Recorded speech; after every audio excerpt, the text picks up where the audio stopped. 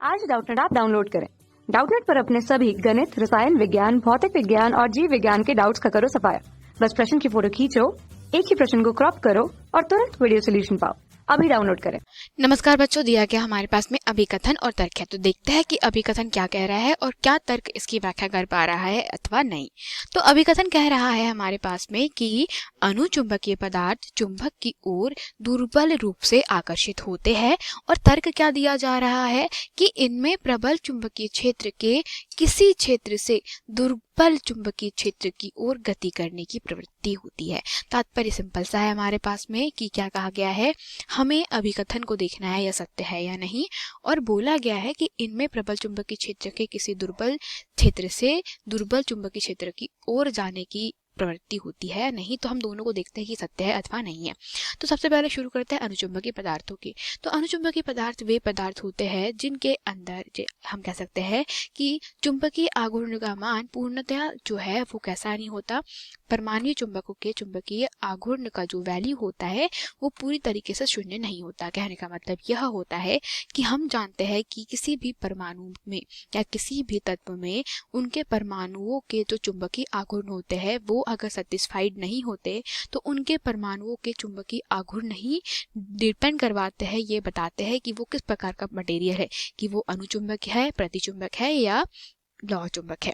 तो इस प्रकार से हम कह सकते हैं कि चाहे कोई भी परमाणु क्यों ना हो, तो परमाणु के लिए सबसे बेस्ट चीज हमको सबसे पहले यहाँ देखना होगा कि अगर वो अनुचुंबकीय प्रवृत्ति का होता है तो अनुचुंबक का जो गुण होता है वो यह होता है कि जैसे ही इसको अल्प चुंबकीय क्षेत्र में रखा जाता है तो अल्प चुंबकीय क्षेत्र में रखने पर क्या होता है कि ये अल्प रूप से क्या करते हैं, चुंबक की तरफ आकर्षित होते हैं।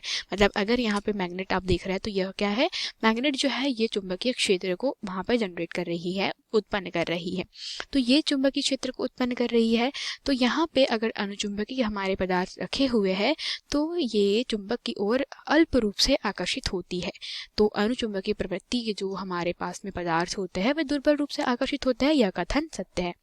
अब देखते हैं कि क्या इनमें प्रबल चुंबकीय क्षेत्र के किसी क्षेत्र से दुर्बल क्षेत्र की ओर गति करने की प्रवृत्ति होती है क्या, नहीं। देखिए इसका चुंबकीय आघूर्ण कैसा होता है, इन्हें तो नहीं होता। मतलब कहने का बात है कि अगर जैसे कि हम उदाहरण ले लेते हैं एक अनुचुंबकीय पदार्थ जैसे कि O2। तो O2 के अगर हम लोग आणविक सिद्धांत से देखें तो आणविक सिद्धांत की जो हमारे पास थ्योरी है वो ये कहती है कि O2 के जो अंतिम बंध है उसमें से 2 अनपेयर्ड इलेक्ट्रॉन होते हैं। मतलब हमारे पास में 2 इलेक्ट्रॉन ऐसे होते हैं जहाँ पे ये क्या करते हैं, एक ही दिशा में चक्रण करते हैं, जो इनके चुंबकीय प्रवृत्ति को क्या कर देती है, बढ़ा देती है। मतलब हमारे पास में O2 जो होते हैं वो चुंबकीय मतलब हमारे पास में अनुचुंबकीय प्रवृत्ति के होते हैं। और अगर हमारे पास में नंबर ऑफ अनपेयर्ड इलेक्ट्रॉन मतलब कि अगर हमारे पास में जो जोड़े बनते हैं इलेक्ट्रॉनों के वो अगर कम रहे तो वो कैसे हो जाते हैं, उनकी चुंबकीय प्रवृत्ति बढ़ जाती है और वो लोहा चुंबकीय कहलाते हैं। पर अगर हमारे पास में यहाँ पे सभी के सभी कैसे हो, पेयर्ड इलेक्ट्रॉन हुए, मतलब हमारे पास में ऐसा कोई मॉलिक्यूल है, ऐसा कोई अणु है जिसके अंदर सारे के सारे कैसे जोड़े में इलेक्ट्रॉन उपस्थित होते हैं, तो वो किस प्रकार के होते हैं, प्रतिचुंबकीय प्रवृत्ति के होते हैं। तो इस प्रकार से हम कह सकते हैं कि यहाँ पे जो अनुचुंबकत्व होता है वे हमारे पास में किस प्रकार के होते हैं, उनमें कम जो जोड़े होते हैं उपस्थित होते हैं। लेकिन हम पूर्णतः जोड़े उपस्थित होते हैं ये नहीं कह सकते। तो जिनमें पूर्णतः जोड़े होते हैं इलेक्ट्रॉनों के, देखिए यहाँ पर भी एक जोड़ा है, एक जोड़ा है, एक जोड़ा है, तो यहाँ पे क्या कोई मुक्त इलेक्ट्रॉन है, नहीं। तो हम कहेंगे कि इस प्रकार के जो भी हमारे तत्व है वो प्रतिचुंबकीय कहलाते हैं।